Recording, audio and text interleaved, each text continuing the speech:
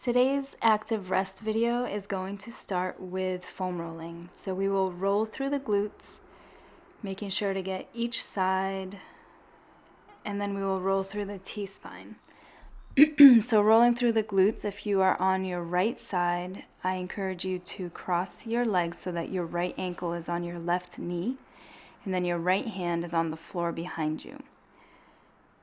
You can take your left hand and hold your right ankle, but you should have enough support here between your foot and your hand, and then of course the glutes on the foam roller to get every angle that you need. So I encourage you also to investigate, turn side to side a little bit, get a little bit higher onto the hip, onto the glute med, and really find the areas that need some attention. When you switch sides, you're going to take your left foot and cross it over your right knee, and your right hand will hold the left ankle, and then your left hand will be on the floor behind you. Again, taking your time, really looking for the spots that are tender, leaning back a little bit more to get up higher in the hip, rocking side to side just enough to find the spots that are tender. And take your time.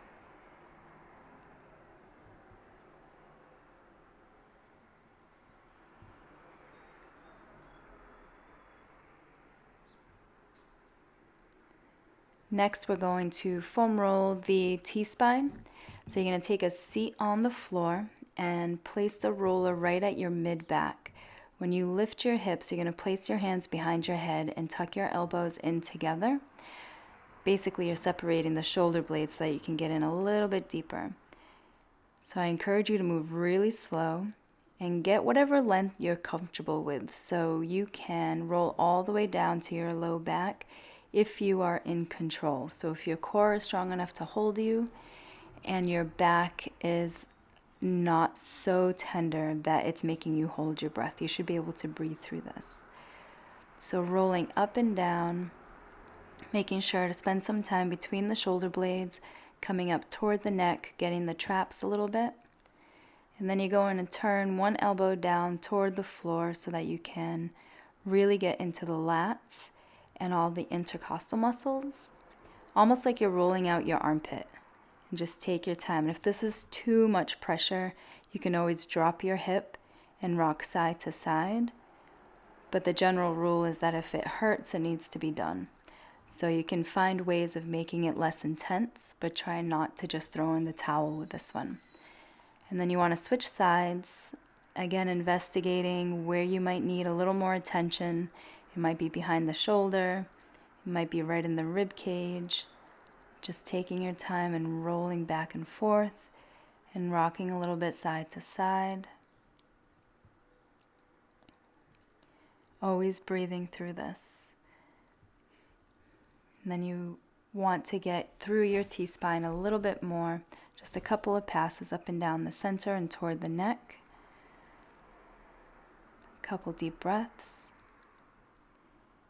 And now we will move to our floor slide. So you're going to lie on your back, legs stay bent. You want to position your pelvis so that it is firmly on the floor but almost rocked up a little bit, and your rib cage is rocked down toward your pelvis. So you want to keep that front body active. The arms are lying on the floor like goalie posts, and with your elbows in line with your shoulders, you're going to take a deep breath, trying not to lift the chest. And then you're going to exhale nice and slow as you slide the arms up overhead. Inhale as you bring the elbows down. Exhale as you slide the hands up. The entire time you want to try to keep your back pressed into the floor, really focusing on opening the chest, keeping those hands in contact with the floor. And now we're going to stay in the supine position and go into a rocking figure 4. So you're going to cross one ankle over the other knee. You can hold that ankle, and you're just going to do a gentle rock side to side. You can put out your arm if you want to counterbalance a little bit. Think about pushing the bent knee, the leg that's crossed over, pushing that knee away from you a little bit. and holding that ankle. Just taking your time, nothing quick here. You want to sort of feel what's happening, making sure to stretch through the hip. You're going to feel it in your glute, especially as you rock that knee closer to the opposite shoulder. Just take your time. Small movements. You don't need to be moving so big that your hips are lifting off the floor. Keep breathing. And then you'll switch sides, so crossing your other leg over, extending that arm out to find your counterbalance, pushing that knee away and taking your time.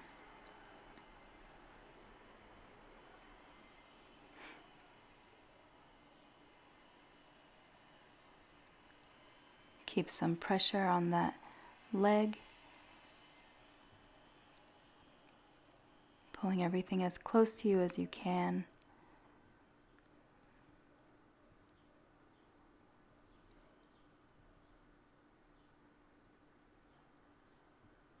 Nice, gentle rocks.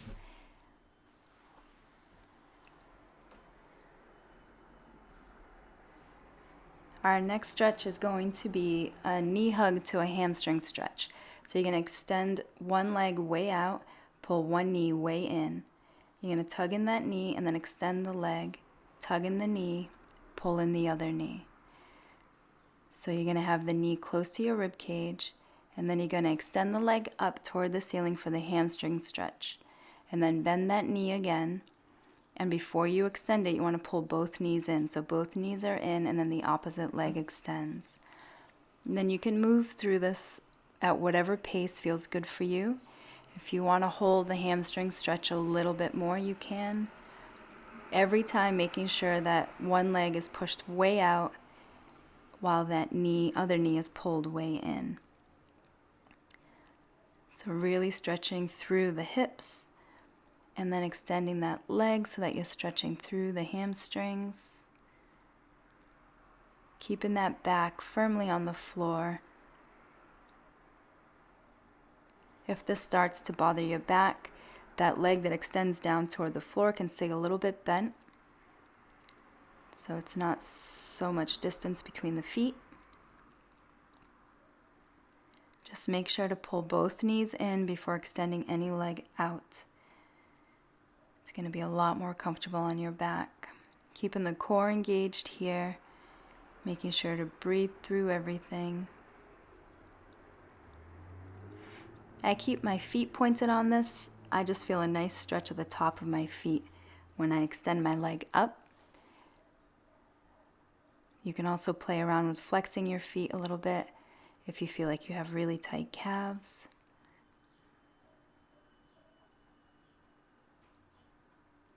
And now we're going to go into a fetal position with a T-spine stretch. So lying on your side with the knees up nice and high in fetal position. You're going to take that bottom arm and hold the top knee down. And then exhale as you open up your top arm out behind you. So your shoulders should be somewhat flat on the floor. You can also use some support here. You could bend your arm however much you need for added support if you feel like it's too much pressure on your shoulder. Taking deep breaths right into the rib cage, allowing that mid-body to respond to your breath. Just really taking in this stretch.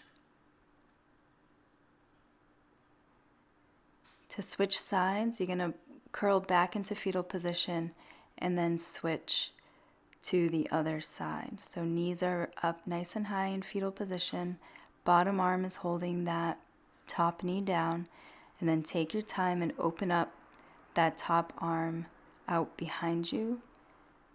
Trying to get it so it rests on the floor. Take nice deep breaths. You're holding about 45 seconds here. So at the end of 45 seconds, it should feel a lot more loose. Breathing right into the rib cage. Making sure to relax your jaw. Breathing through the nose if you can.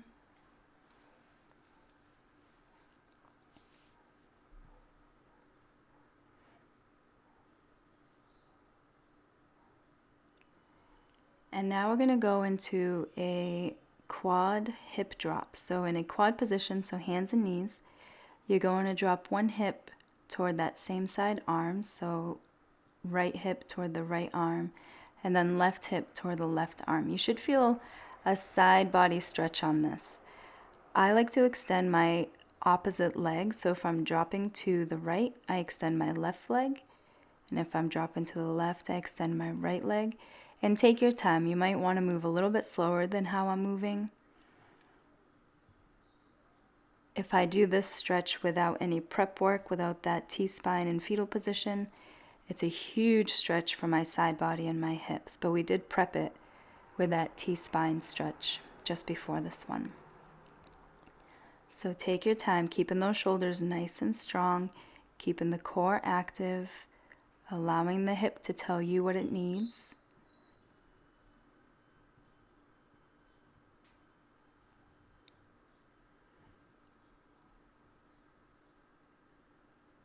You're here for quite a long time, so about a minute and a half. So take your time. If you feel like you need to sit into that stretch a little bit more, you can also play with the angle of the knee. So when I started, my knees were further away from my hands, and then I just pulled them in a little bit closer, so it's more of like a modified pigeon. There are no set rules when it comes to mobility. It's more about putting your body through a range of motion and listening to what your body's needs and responses are.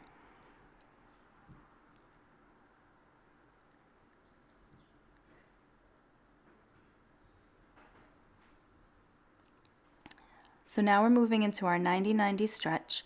So front leg is bent in 90, back leg is bent in 90.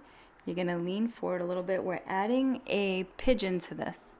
So take your time to extend that back leg. We're going to do the 90-90 switch and then to the other side.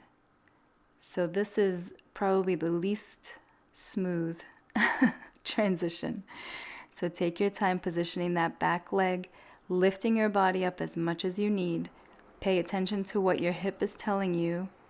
Again, there are no set rules here. So I come up on my toe, I lift my entire body because my hips feel really tight in this position.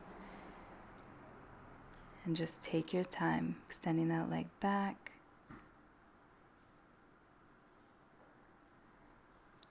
In this switch, you want to make sure that you're pushing your hips back and you're reaching your hands forward. So try not to lean back. If you need some support, you could put your hands behind you for the switch.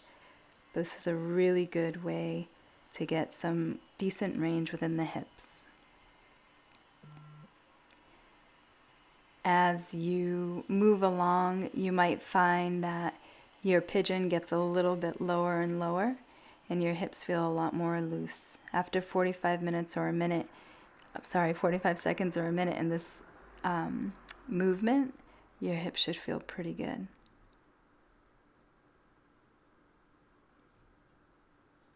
Making sure to breathe.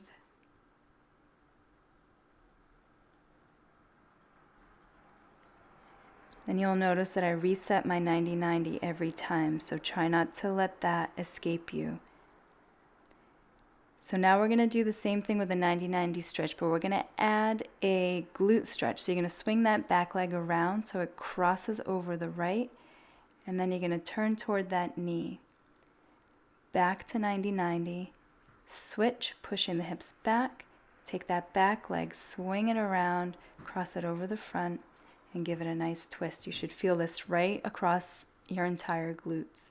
Pull that leg back, nail that 90-90, nail that switch, swing that back leg around, grab that leg, and turn your T-spine.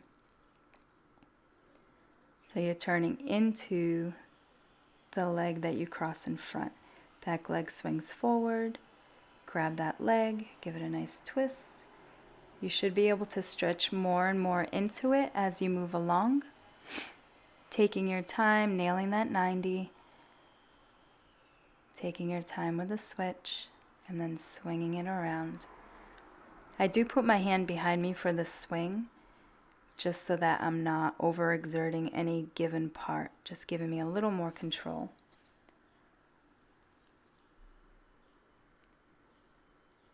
This is a great stretch through the glutes, and it's still working your T-spine.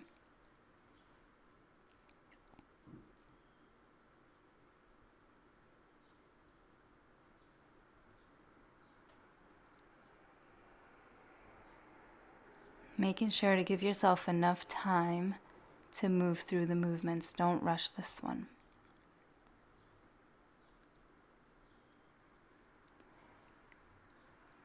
Now we're going to take it to a down dog with a runner's stretch. So getting into a nice deep down dog, pressing the heels into the floor. You're going to step one foot up right outside the hand.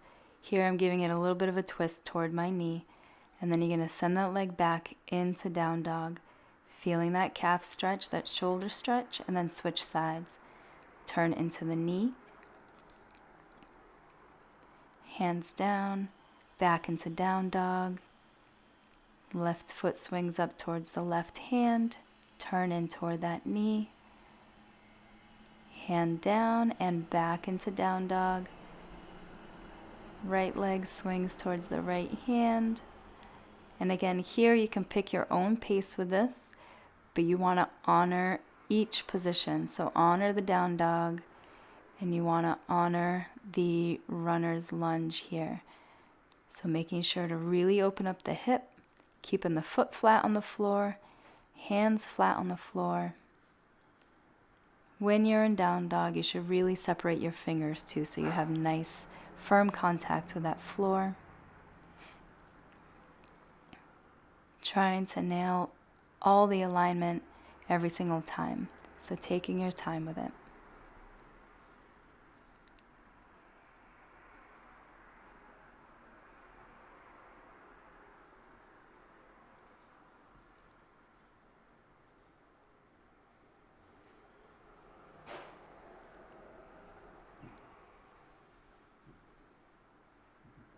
And you could take any one of these movements and just use it as a quick brush up on mobility if you're waiting for food to warm up in the microwave or anything like that.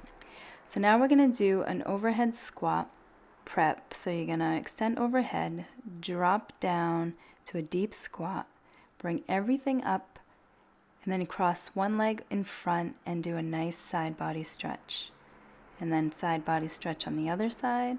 Separate the feet, fold, drop, pushing the knees out. Raise both arms at the same time as you come up for your inhale. Cross a foot in front and extend to that side. Switch sides and extend to that side. Separate the feet, fold, drop, push the knees out. Raise the arms with your inhale. So if you're crossing your right to your left, you're going to bend to the left. Reach and fold. Drop the hips, pushing the knees out. Raise the arms as you come up with your inhale. Cross to the left and cross to the right. Big reach with a big inhale. Fold. Drop. Taking your time on this deep squat as well, making sure to push those knees out, keeping the shoulders up nice and high. Again, you're going to go at your own pace here, so if the side body stretch feels really good, spend a little more time there. If that deep squat feels like it's where you need your attention, spend some more time there. Nice raise up, reach and side bend, switch and side bend.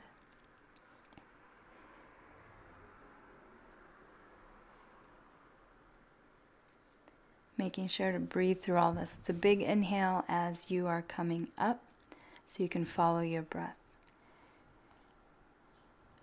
So we're going to hang out in this deep squat for a little bit and give it a chance to become its own thing. Shoulders are up nice and high, toes are forward, pushing those knees out, letting that SI joint to settle and sort of stretch a little bit. The back of the hip should feel pretty good in this position. Nice deep breaths.